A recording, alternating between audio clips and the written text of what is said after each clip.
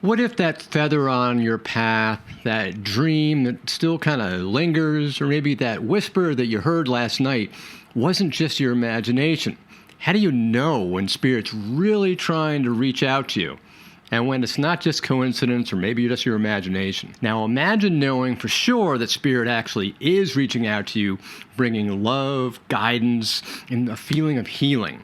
Now, in this episode, I'm going to give you a countdown of the top most common and misunderstood signs that Spirit uses to actually communicate with you.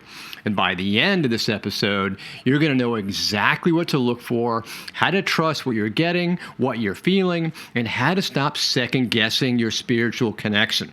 Hey there, and welcome to the Spirits Beside Us podcast, where we explore real ways to connect with the other side. Without fear, without doubt, and without doing it alone. I'm your host, Chris Lippincott, best-selling author, international medium, and spiritual teacher. I help spiritual seekers, like you, learn how to hear from or communicate with your spirit guides and your loved ones in the afterlife, so that way you can gain healing and comfort and feel guided and grounded and truly at peace. So let's dive into today's episode, because Spirit really has been trying to reach out to you. So now it's time that you actually finally knew it and you knew how to get in contact. Now, before I share the top 10 signs that Spirit's trying to reach you, I want to say this. Spirit doesn't ever stop reaching out just because we don't notice them. See, most of us were never really taught how to listen for the subtle and slight ways that Spirit speaks. Think of it kind of like a radio. Spirit's always broadcasting, but unless you're tuned in to the right frequency, all you're going to hear is static. It's kind of like silence. Once you learn how to tune in, however, that's when everything starts to change. Okay, here's the countdown of the top 10 Spirit signs in reverse order, starting with number 10. All right. Sign number 10 is goosebumps with no obvious trigger. You might feel chills or goosebumps or sudden emotional surge when you're talking about Spirit. Maybe you're hearing something profound, or you're just sitting quietly. These kinds of Spirit signs happen when something really kind of touches you deeply on an emotional or a soul level. It might be a truth that your spirit team wants you to notice and take notice of. Or maybe it's a subtle nudge from a loved one saying, hey, this part matters, pay attention, think about it. Those goosebumps usually don't come with just cold air or energy shifts. Instead, they come with real meaning. It's kind of like the body having a spiritual awakening before your mind's ever catching up. And it's kind of, oh, all right. See, sometimes it's when you're talking about something that matters to your purpose. You feel this kind of like a wave that just kind of moves through you, and you just know that Spirit's saying, yes, more of that, pay attention. So if you ever feel that wave of awe, that skin-tingling moment during something meaningful, don't just brush it off as imagination or your body or something, because Spirit loves using your emotional body to create a bridge. That wave of emotion, awe, or sudden peace that you're feeling, that's Spirit. Okay, let's move on to Spirit sign number 9. Sensing a presence nearby. Have you ever felt like someone was actually in the room with you, even though you look around and there's nobody there because you thought you were all alone? Or like somebody was gently kind of standing behind you? That's happened to me all the time as a kid, especially when I was in the dark. I used to think I was just afraid of the dark, and when I got older, that same sensation showed up again. I kind of felt like someone was standing behind me, but I'd look around and nobody was ever there. So I just chalked it up to kind of being paranoid, right? But the truth is that Spirit often comes close when either the room is dark or dim, or maybe there's just no energy there because there's less interference from the sun's magnetic rays. That sense of presence isn't your imagination. It's one of the most common Spirit signs that you're going to get. You may not see them with your eyes, but your energy knows that they're there. It can pick up on it. It's your sixth sense. Many of my students say they felt or, felt like they're getting watched by somebody else, sort of like silently cheering them on. Maybe it's a loved one. That gentle awareness is spirit reminding you that you are not alone on your journey. Okay, sign number 8. Hearing your name or whispers or sounds on your side. I've literally heard my name spoken out loud right next to me, and I could hear it with my physical ears. I was in my house. I was alone, and there was nobody there. No radio, no TV, nobody else around, just my name, clear as day. I looked around and convinced somebody had to be in the house, but there was no one there at all. It's still kind of a bit concerning, actually, even for me at times. And sometimes I'll hear these little sounds nearby, kind of like a breath or a whisper. But when I look around, there's no one there, and there's no explanation for it. That's spirit. It's kind of like another spirit sign. It often comes when your mind is very relaxed, or maybe it's in between different states of consciousness. Perhaps you're falling asleep, or you're waking up, those hypnagogic states, right? Maybe you're in meditation. That's when the veil is thinnest, and that's when spirit communication can slip through the cracks, slip through that conscious mind. Other people have told me that they've heard soft music with no source, or maybe a distant chimes, right? These sounds are spirit's way of reaching into your world, often to bring comfort or maybe to say, hey, I'm here, pay attention. These sounds aren't meant to frighten us. They're just meant to remind us that our loved ones are still nearby and they're still with us. Okay, moving on to sign number 7. Repeating numbers, synchronicities. Spirit loves using numbers, and they love getting your attention with your eyes. I constantly see repeating numbers like 1111, 1212, 1010, and usually they're on clocks. People often refer to these as angel numbers. What I've noticed is that they almost always show up when I'm thinking about something important. It actually took me a while, but I finally realized that Spirit was highlighting my own intuition. You see, when I see those numbers, it's kind of like they're saying, hey, pay attention to that thought you just had. That's important. Dig deeper in there. There's something more important there. So I'm like, oh, okay, I got to pay attention. Now, numbers, especially repeating ones, are kind of like energetic breadcrumbs, if you will. And it's spirit leaving those breadcrumbs for us to follow. They can also be thought of as numeric reminders to pay attention to something. So when you see those repeating numbers, pay attention. All right, number 6, emotional shift or memories. That's a sudden shift from spirit. Now, this one's powerful. I was once meditating, just kind of visualizing myself in a nice grassy meadow, getting more peaceful by the minute, and I wasn't really thinking about anything. And suddenly, out of nowhere, I felt my mother on my side. I knew she was right next to me. It was totally unrelated to my visualization, right? She didn't say anything, but I just felt her. It was, it's like when your parents right there and you know they're close. You can tell it's your parents, that energy, right? And then all of a sudden I felt her hug me. Not a memory, not a thought. I just felt her put her physical arms around my torso. It was like being wrapped in this warm, unconditional blanket of love. And I kind of broke into tears, not out of grief, but out of the immense power of love. It was just so overwhelming. Now, that kind of emotional wave, when it hits out of nowhere and connects directly to somebody that's in spirit, that's one of the clearest signs that spirit's here and that they're right there with you. Those are moments that will happen when you're not even trying. And that's kind of what is happening. That's part of what really makes them so real. Spirit knows when they want to surprise you with their presence, remind you that you are loved. You're not alone. And healing's always possible. Now, I've had students tell me that maybe they've been washing the dishes or they've been driving and suddenly they're hit with a memory that's so vivid and so emotional, they kind of feel like the person that they lost and is now in spirit is standing right beside them. One of them said that they felt that they were kind of riding shotgun in the car right next to them. They suddenly had this conversation going back and forth.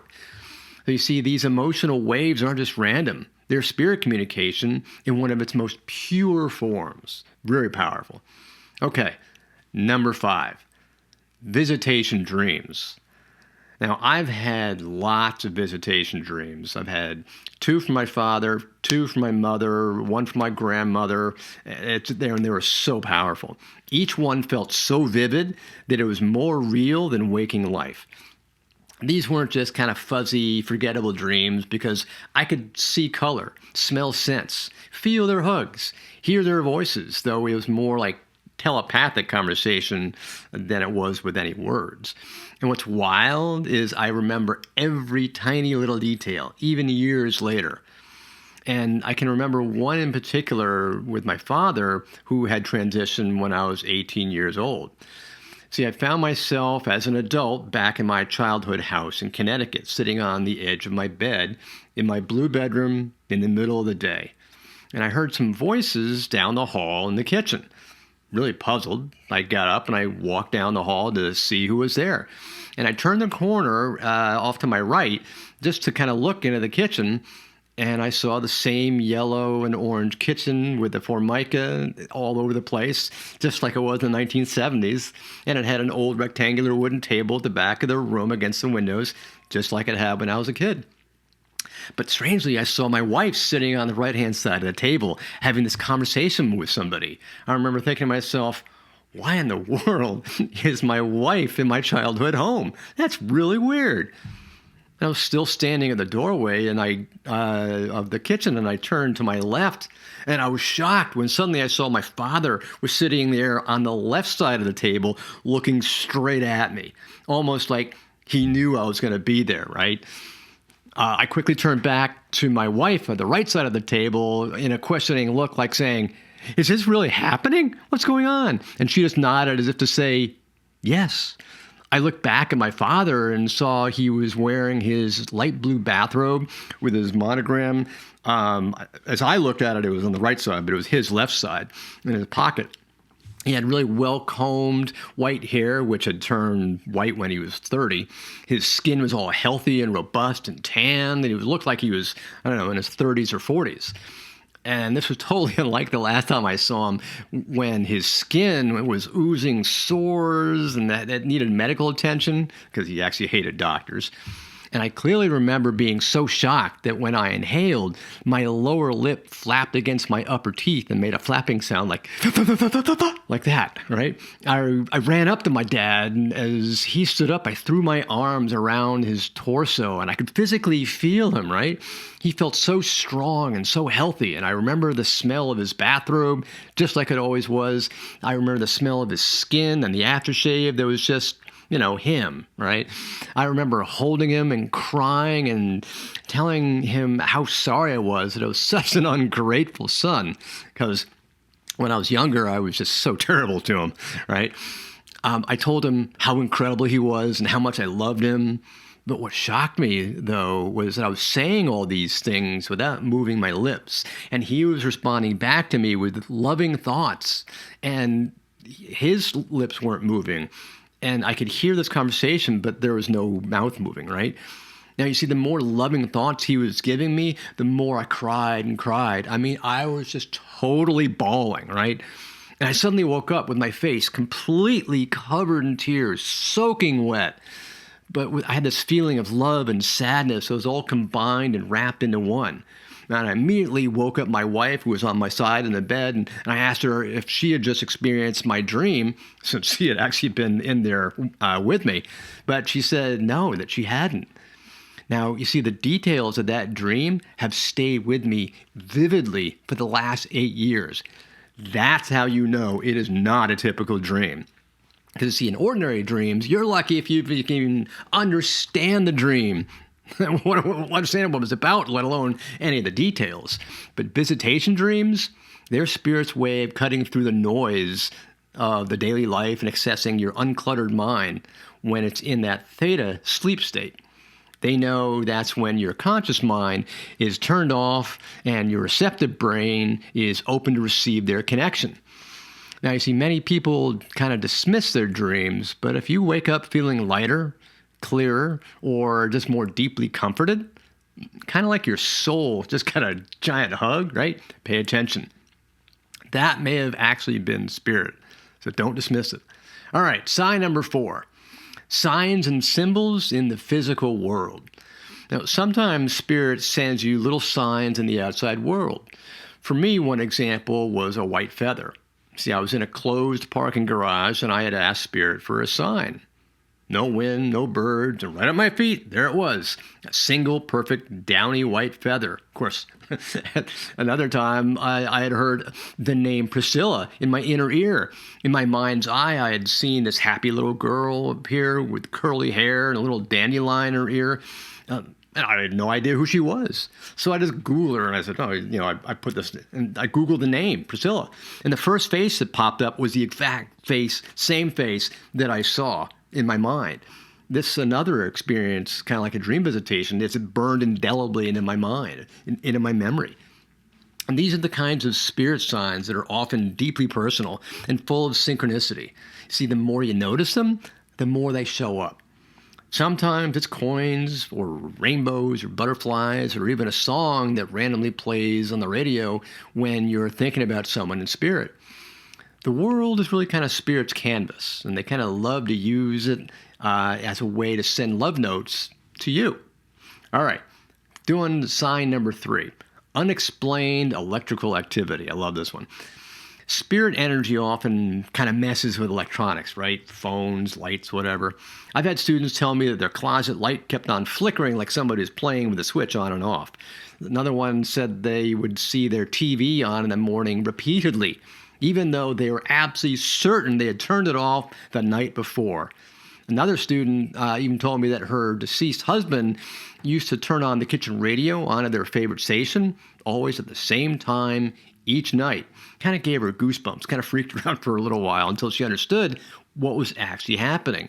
Later, she understood, and then it kind of gave her peace once she understood who and what was going on.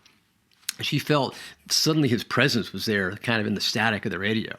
The spirit can interact with electromagnetic fields. So when your electronics start acting a little weird, especially around meaningful dates or memories or something, it might not be a glitch. It might be spirits saying, hello, I'm here, pay attention. There have been people who've actually received phone calls from the phone of a deceased loved one, and they still have the phone, and they're seeing the phone number on it, and it's like not possible, even though they're still holding the loved one's old phone. And so that's not just about electronics acting up. It's about when they act up. See, the timing is often so precise, so emotionally loaded, that it couldn't possibly be random.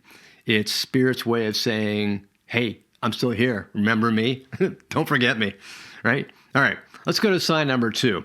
Sudden inspired thoughts or downloads. Have you ever gotten a sort of like totally out of nowhere idea that seems to have nothing to do with what you were just thinking, kind of drops out of the blue? That's spirit too. See, I was once in the shower and I was just kind of thinking about a conversation I'd had the prior night, when all of a sudden, boom, a crystal clear thought dropped into my head out of nowhere about what I should be writing in my book. I had nothing to do about what had happened in the prior conversation. Now, another time I was out driving, zoning out a bit, right? When all of a sudden I had this strong knowing about a business decision that I needed to make. I was calm, certain, and undeniable, and it was just right there, clear. And that wasn't me overthinking, that was spirit dropping guidance into my awareness. And you see, these inspired thoughts are spirit's way of planting seeds into your consciousness. They might come as maybe like a random idea. I'll say random in quotes, right? A creative breakthrough maybe, or maybe just sort of like that gut feeling that you just can't ignore anymore. It's guidance, pure and simple. Now, the issue is you actually have to follow that guidance. Because if you've ever said, well, I don't know where that came from, but it just kind of felt right, that's a good chance that came from spirit. All right, and finally, sign number 1, most popular, most impactful, the sudden changes in energy or temperature. Now, when I was really young, maybe 5 or 6 years old, I used to feel these strange tingles, almost like champagne-like bubbles rising up around my upper arms and my torso. It scared me back then. I didn't understand what it was. I used to think it was kind of like monsters coming to take me away. I also used to hear voices in my room and feel the pressure of a hand on my back. Though, of course, I didn't have any siblings, and my parents were at the other end of the house, so there's no way anybody could actually be touching me. And I honestly thought that there were monsters out there coming to take me away into their lair, and I was like, oh no, go away, go away. But you see, now, every time I do a mediumship reading, that exact same champagne-like bubble feeling shows up right on my upper arms. That's how I know spirit is stepping in to start that spirit communication, because I feel that energy on my arms. And they're blending with my aura. It's one of the strongest signs that I get, and one of the strongest spirit connections that I feel. And especially during a session, the temperature in the room often shifts just a little bit. It's subtle, but it's real, and I know it's not the AC. Now, students have told me that they've felt a breeze on their skin or maybe a warmth in their chest, even when they're indoors, especially when their loved ones in spirit are drawing near. It's that energetic shift that you get. They see these moments help validate that spirit's really close, and it's often the body that picks it up before the mind can fully process what's going on. So now you know. Spirit is reaching out, and those are all the signs. The chills, the dreams, the whispers, they're not random. But here's the real shift. Recognizing the signs, that's just the beginning. Because if you've been seeing signs in spirit, now your next step is learning how to respond. What do you do now you're starting to become aware of these things? So that's what we explore in episode 66, how to talk to spirit without being a medium. You can click up here or see the link down in the description of the episode. I'll show you how you can start a real two-way relationship with spirit, even if you don't think you're psychic. Well, I hope this has helped you learn how spirit gives you signs of their presence, and just know that they're always around you and they're always sending you their love and their healing. Great. This is Chris sending you love and light. Bye for now.